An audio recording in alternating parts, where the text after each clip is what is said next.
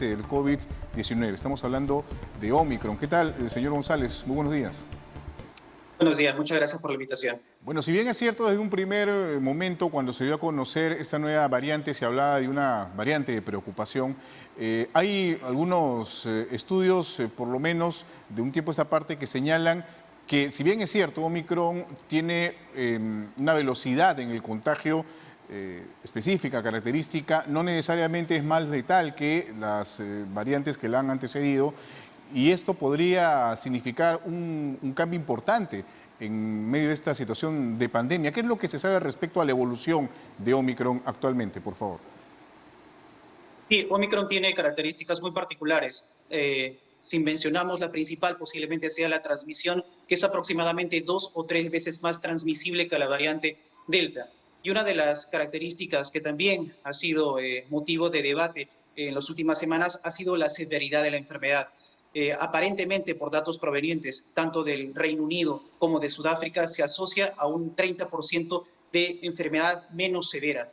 Así que esto, bueno, son datos positivos, pero hay que recordar que como la transmisión es tan rápida y tan marcada dentro de la comunidad, todavía podemos tener muchos casos que lleguen al hospital y también fallecimientos secundarios a esta variante. Así que esta descripción de una severidad menor con respecto a otras variantes aún podría ser un dato no del todo positivo, dada su incrementada transmisión en la comunidad. Claro, si bien es cierto, en un aspecto podría generar un colapso del sistema de salud debido, como usted señala, a la velocidad de contagio, el tema de la letalidad también es importante y llama mucho la atención. ¿Podríamos estar ante el fin de la pandemia del COVID-19 o es muy arriesgado hablar de esto aún?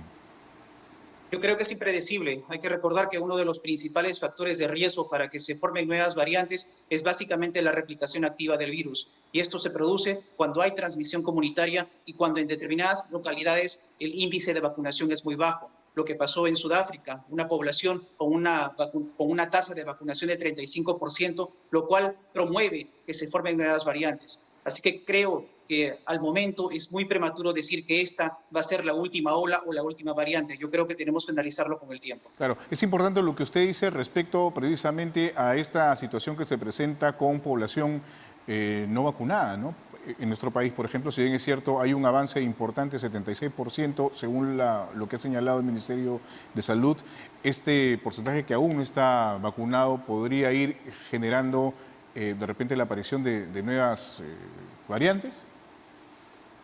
Sí, siempre y cuando haya replicación activa del virus en la comunidad, existe el riesgo del desarrollo de nuevas variantes. Así que lo que se promueve es que las personas se vacunen lo más pronto posible. Ahora, se han dado una serie de, digamos, de decisiones por parte del gobierno, del Ministerio de Salud, respecto a restricciones sobre todo. Por ejemplo, en estas fiestas de fin de año, ¿no? Evitar acudir a espacios demasiado concurridos, como playas, lagos, ríos. Eso es más o menos lo que señala la norma que fue publicada en el diario oficial el peruano. ¿Hay sustento científico, digamos, como para poder plantear todas estas restricciones, o en qué se debería afianzar el tema de las decisiones que se deban tomar desde las autoridades de salud respecto al coronavirus? Yo creo que ninguna medida funciona por sí sola. Tenemos que tomar muchas medidas conjuntamente para poder lidiar con esta variante que es mucho más transmisible. Y toda medida que vaya a disminuir los espacios concurridos o la aglomeración de personas es bienvenida en el contexto de esta pandemia y sobre todo con la variante Omicron. Así que yo estoy de acuerdo con ciertas medidas restrictivas que han sido tomadas por el gobierno, pero también esto tiene que estar de la mano, como por ejemplo con el uso mandatorio de las mascarillas y una buena mascarilla para poder proteger de forma muy eficaz contra esta nueva variante y también acelerar muchísimo más el proceso de vacunación. En el tema, por ejemplo, de la tercera dosis, por ejemplo, ¿no?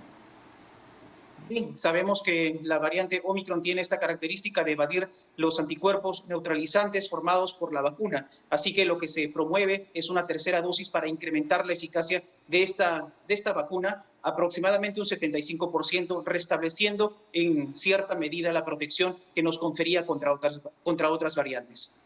Se ha anunciado ya, por ejemplo, el desarrollo de estas píldoras contra el COVID-19. ¿Qué información maneja usted respecto a este producto que podría eventualmente en un futuro relativamente cercano coadyuvar, digamos, al proceso de vacunación, no necesariamente solo con los inyectables.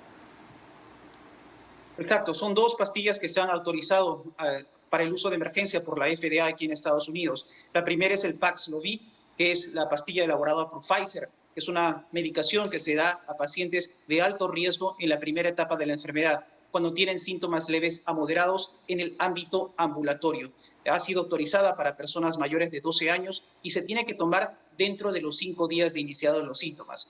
Lo que sabemos por los estudios es que esta pastilla reduce el riesgo de hospitalización y muerte en aproximadamente 89%. Y la segunda pastilla autorizada la semana pasada fue el Molnupiravir, la pastilla elaborada por Merck, que también tiene el mismo fundamento, tiene otro mecanismo de acción, ya que actúa a nivel del ARN polimerasa, induciendo errores o mutaciones en el ARN naciente del coronavirus, y esto va a hacer también que la carga viral disminuya de tal manera que el riesgo de hospitalización y muerte también se reduzca, pero en este caso a un 30%. Así que son ambas pastillas que van a marcar un hito en el tratamiento del coronavirus acá en el medio local en Estados Unidos.